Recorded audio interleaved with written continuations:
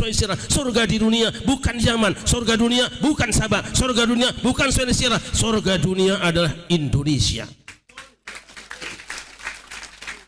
Allah Maha Pengasih Penyayang. Turunan Adam boleh masuk, malaikat boleh masuk, jin boleh masuk, dengan satu catatan: jika engkau berada di dalam surga Indonesia, ikut sujud menghormati Adam. Tapi kalau kamu pamer silsilah, menghina penduduk Indonesia, keluar dari Indonesia. Jelas apa jelas? Gitu aja kok.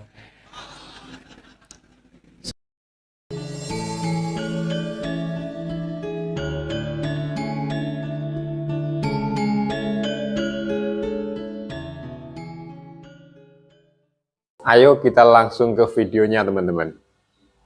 Indonesia ini, kata Syekh Ali Tontowi, Al-Jannah. Dalam buku yang namanya Fi Indonesia, dia mengatakan Yaumun fil Jannah, satu hari dalam surga. Yang kumaksudkan dengan surga bukan surga di akhirat, karena untuk masuk ke dalamnya harus ada amal yang baiknya. Yang kumaksudkan dengan surga adalah bukan Suaisirah, surga di dunia bukan Yaman, surga dunia bukan Sabah, surga dunia bukan Suaisirah, surga dunia adalah Indonesia. Allah Maha Pengasih Penyayang.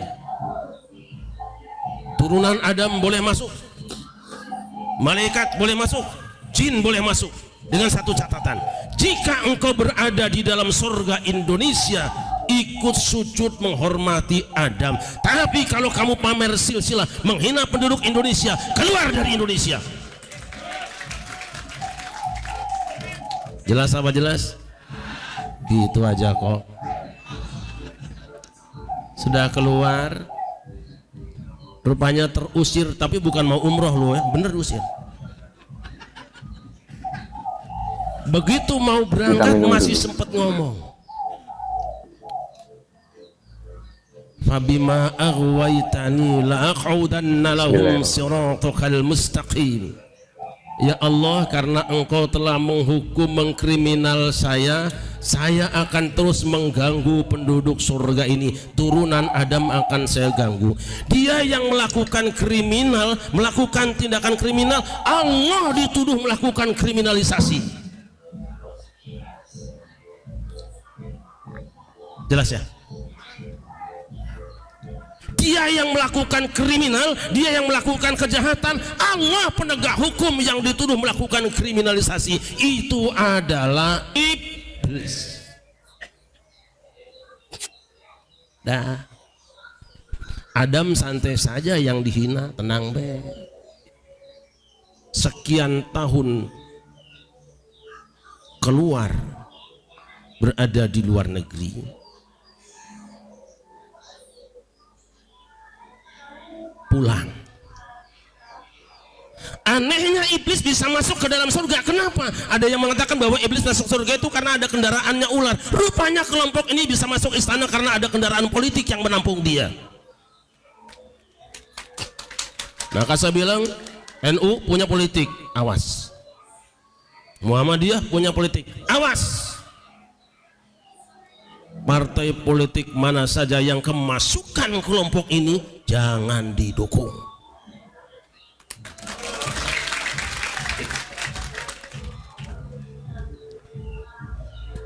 Sallallahu Muhammad. Begitu masuk ke dalam, ketemu dengan Adam, silaturahmi, ngasih pengajian lagi. Adam merasa karena dia tamatan luar negeri, sudah pulang dari luar negeri, dianggapnya lebih pinter. Padahal Adam jelas sanad ilmunya langsung dari Allah. Dia bener ilmunya, kok malah ngaji yang gak jelas ilmunya.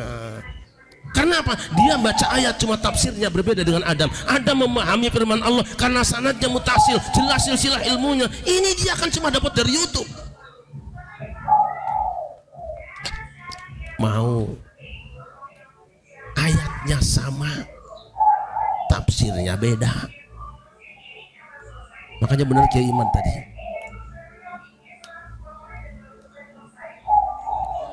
kudu jelas gurunya. Saya pernah canangkan dengan Kiai Ma'ruf Amin, dengan Bang Roma Irama, dengan beberapa tokoh ketika haul Syekh Nawawi Al-Bantani. pastikan bahwa referensi keagamaan orang Banten semua kitab-kitabnya Syekh Nawawi Al-Bantani. Kami juga pernah rapat dengan siapa namanya Bupati Serang, Bu Ratu, sudah kita rapatkan bahwa kita akan jadikan kitab-kitab Syekh Nawawi Al-Bantani sebagai rujukan bagi orang Islam yang berada di Serang dan sekitarnya. Walaupun sampai sekarang belum selesai, saya tidak tahu apa urusannya, apa sulitnya. Karena pengajian cuma satu pengajian tapi meyakinkan. Adam tertipu, jatuh. Jangan ngundang pengajian model-model dia. Walaupun judulnya, ayatnya sama, kitab sunnahnya sama, tapi kepentingannya berbeda. Apa kepentingannya? Kepentingan iblis adalah menjatuhkan Adam dari kemuliaan, merebut kekuasaan, menggulingkan kekuasaan. Itu pengajiannya iblis. Di mana-mana cuma ganggu kekuasaan yang sah.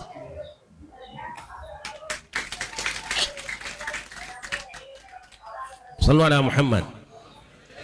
Nah,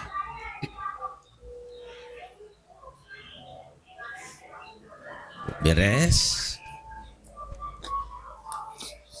Adam jatuh dalam krisis, dalam kehinaan. Ada pertanyaan sekarang. Janji iblis rupanya berhasil tadi. Sumpah iblis, komitmen iblis berjalan. Kiri, kanan, depan, belakang semua akan kami datangi, akan kami didik gembleng umat manusia. Wala tajidu aktsarahum syakirin. Tidak banyak orang yang bersyukur. Sampailah kepada Bani Israel, NKRI, Negara Kesatuan Rakyat Israel. Mereka karena berpecah belah dari berbagai macam suku, gara-gara berpecah belah kemudian mereka dijajah oleh Jalut dan pasukannya. Mereka minta kepada Dewan Syuranya supaya diangkat seorang pemimpin. Begitu diangkat seorang pemimpin, protes. Innallaha qad ba'atsa lakum Taluta malika. Sesungguhnya Allah telah mengangkat di atas kamu untuk kamu semua Talut sebagai raja, sebagai pemimpin kamu. Protes. Kenapa? Selama ini kalau ada pemimpin dan nabi dari dua suku di antara 12 Israel, yaitu Bani Yahudi dan Bani Lawi. Lu tafsir toh? Jadi Yahudi itu ada dua kelompok suku yang selama ini pamer karena selalu dipilih oleh Allah Subhanahu wa taala. Kalau nabi atau raja pasti dari Yahudi atau Bani Lawi. Kalau bahasa Yamannya Lawi.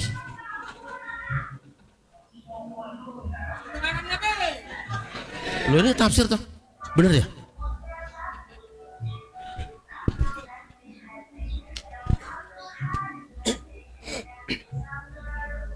Begitu dia angkat Talut menjadi panglima, mereka demo, marah mereka. Anna yakunuhu lahul mulku alina wa nahnu haqqu bil mulki minhu wa lam yu'ta sa'atan minal mal. Bagaimana Allah angkat seorang pemimpin bagi kami adalah si Talut. Dia bukan Bani Yahudi, dia bukan Bani,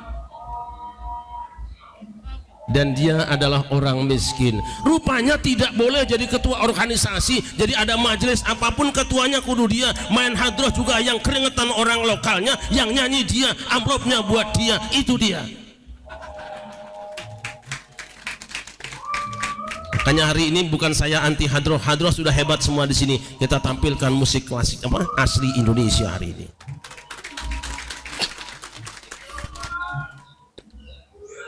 Lalu Allah jawab, Innallaha astafahu alaikum wa zadahu bastatan fil ilmi wal jismi. Tadi alasannya dua. Satu, bukan turunan. Yang kedua, Talut itu miskin. Rupanya dari dulu kalau ada pilkada dan pilpres mesti ada kelompok yang doyannya wani piro. Ada. Allah jawab, Innallaha astafahu alaikum wa zadahu bastatan fil ilmi wal jismi. Allah pilih dia, sudah kehendaknya. Tapi paling tidak Allah unggulkan Talut karena dia unggul ilmu dan fisiknya. Bani Lawi pamer turunan, sedangkan Allah jawab yang benar adalah ilmu pengetahuan. Kalau begitu, mana yang hebat? Turunan apa ilmu? Mana yang lebih mulia? Turunan apa ulama?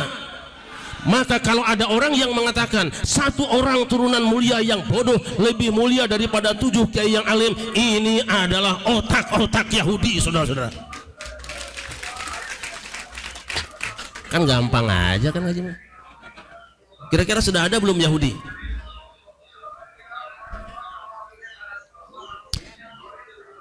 Sallallahu alaihi Muhammad. Dah kita balik lagi supaya singkat. Adam turun ke bumi, terus punya anak kan. Qabil lahir dengan Ikrimah, Habil dengan Labuda, suruh kawin silang. Ini urusan kawin juga ribet si Qabil nih. Dia nggak mau, katanya nggak sekufu.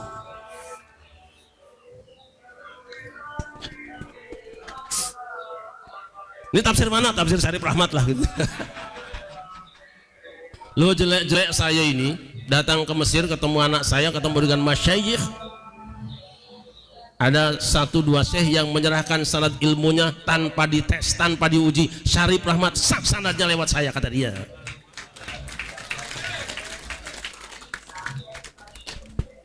Urusan kawin saja ada yang ribet.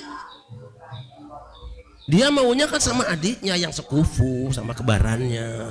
Jadi konsep yang meributkan soal tidak boleh kawin, merasa lebih mulia daripada yang lain, lebih senior daripada yang lain, ini adalah konsep Qabil. Nanti kalau kita baca silsilah Imam Syafi'i, salah satu keterangan mengatakan bahwa Imam Syafi'i itu ibunya adalah seorang yang bahasa sekarang syarifah, tapi ayahnya bukan. Sadar nggak ketika kita mengatakan haram seorang syarifah kawin dengan yang bukan Said, bukan Habib, berarti kita sudah menganggap Imam Syafi'i telah berzina orang tuanya. Saya punya bukunya itu. Siapa yang kawin dengan yang bukan Sayyid, bukan Habib, maka dia sama dengan berzina. Wallahi, wallahi, ini adalah fatwa sebahagiannya pesanan dari Londo, saudara-saudara. Dah segitu aja, nggak usah banyak-banyaknya.